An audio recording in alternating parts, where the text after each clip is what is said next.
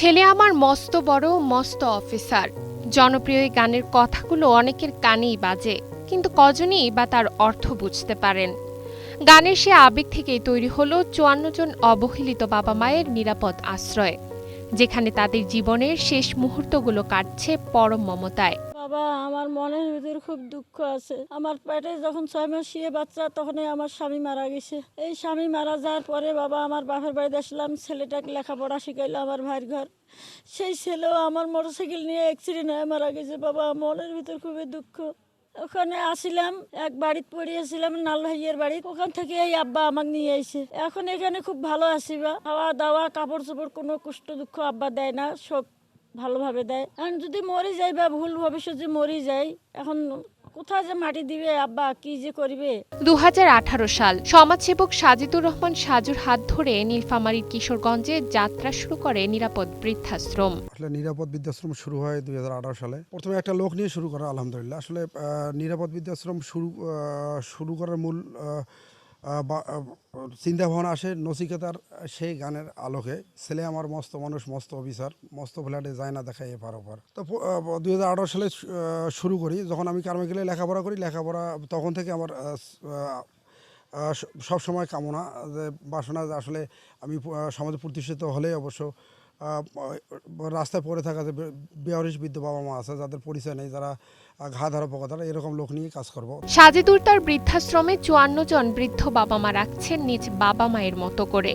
শুধু থাকা খাওয়া বা চিকিৎসা সেবা নয়, জীবনের শেষ ভাগে এই বাবা মায়েদের শান্তি দিতে এখানে রেখেছেন পবিত্র কোরআন শিক্ষার ব্যবস্থাও, যেন ধর্মকর্মের মধ্য দিয়ে শেষ সময়টুকু কাটতে পারে তাদের।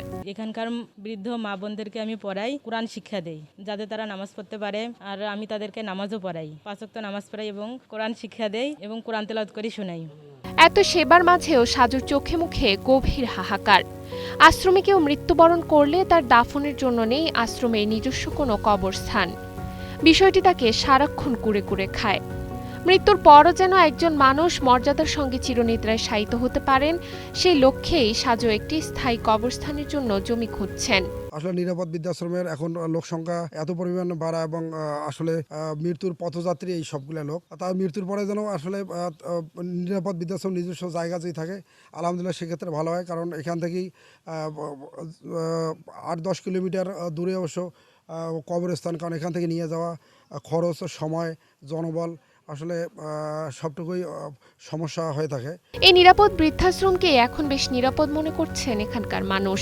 ২ বছর থেকে রাস্তাঘাট থেকে ঘুরি বেড়াও, সাজু ভাই যা ধরি যাচ্ছে, ওর ইয়াতে ভালো আছে, আল্লাহর রহমে কোনো অসুবিধা নাই, কোনো ভেজাল টেজাল কিছু নেই। খাওয়া দাওয়া আল্লাহর রহমে ভালো আছে, কোনো অসুবিধা নেই খাওয়া দাওয়া। আবার মৃত্যু ধরে আল্লাহ এইখানে করে, আল্লাহর কাছে এইটাই আবাদন। অবহেলিত এই বাবা মায়েরা জীবনের শেষ দিনগুলোতে একটু মাথা গোঁজার ঠাঁই পেলেও মৃত্যুর পর তাদের শেষ বিদায়ের স্থায়ী জায়গাটুকু এখনো নিশ্চিত নয়। একটি স্থায়ী কবরস্থানের স্বপ্ন পূরণ হলে অবহেলিত এই প্রাণগুলোর জীবনের শেষ পথ চলাটুকু পূর্ণতা পাবে, এমনটাই প্রত্যাশা স্থানীয়দের। নুসরাত তালবিয়া, সময়ের আলো।